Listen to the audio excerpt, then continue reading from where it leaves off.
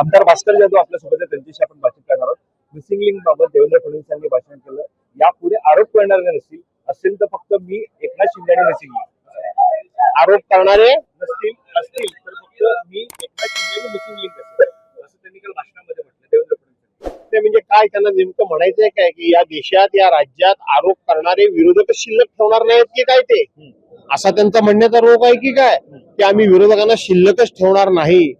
म्हणजे काल परवापर्यंत आपण बघितलं तर विरोधकांचे पक्ष चोरणं, विरोधी पक्षाचे आमदार खासदार चोरणं, वेगवेगळ्या प्रकारचे ड्रेस, वेगवेगळ्या प्रकारचे कपडे, रात्री अपरात्री डोळ्याला गॉगल लावून घेऊन जाऊन लोकांचे आमदार चोरण्याचं काम तुम्ही केलं.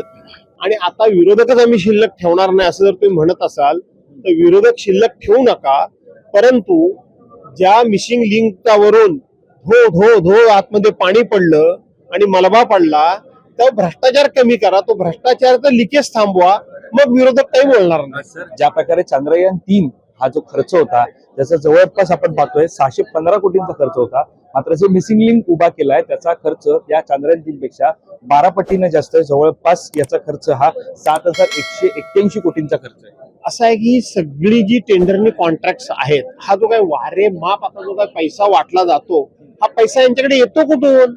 हा पैसा अशाच मार्गाने यांच्याकडे येतो की सगळे सरकारी कॉन्ट्रॅक्ट जे आहेत ते दाम दुप्पट किमतीनं त्या ठिकाणी त्याची टेंडर काढायची आणि टक्केवारी मोठ्या प्रमाणात घ्यायची आणि मग विरोधी पक्ष फोडण्या करताना आपण तुम्ही म्हणता तसं विरोधी पक्षच दिसणार नाही असं बोलण्याची हिंमत त्यातूनच निर्माण होते. 4 वर्ष या प्रकल्पासाठी सातत्याने वेगवेगळा निधी हा वाढवण्यात आला होता. हाच मुद्दा या सगळ्यामध्ये प्रश्न निमित्ताने सर काय सांगाल एकंदरीत एक वेगळा राजकीय प्रश्न आहे. रमेश म्हात्रे यांच्यावरती ज्या प्रकारे त्यांनी महिलांवरती हात उचललेला आहे, मारहाण केलेली आहे, त्यावरती त्यांच्यावरती कारवाई झाली पाहिजे. असं आहे की या सत्ताधारी पक्षाचे लोक, काही लोकांनी अधिकाऱ्यांच्या तोंडावर म्हणजे अंगावर चिखल ओतला, काही आमदारांनी भर रस्त्यामध्ये अधिकाऱ्यांच्या कानाखाली वाजवली, काही लोकांनी त्या ठिकाणी विरोधकांना मारपीट केली.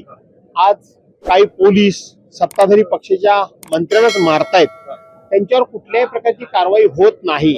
त्यामुळं अशा पद्धतीनं नियमबाह्य वागणाऱ्यांची हिंमत वाढलेली आहे, याला जबाबदार सरकार आहे. कॅमेरा पर्सन अवधेश मी वैभव पाटील, मुंबई.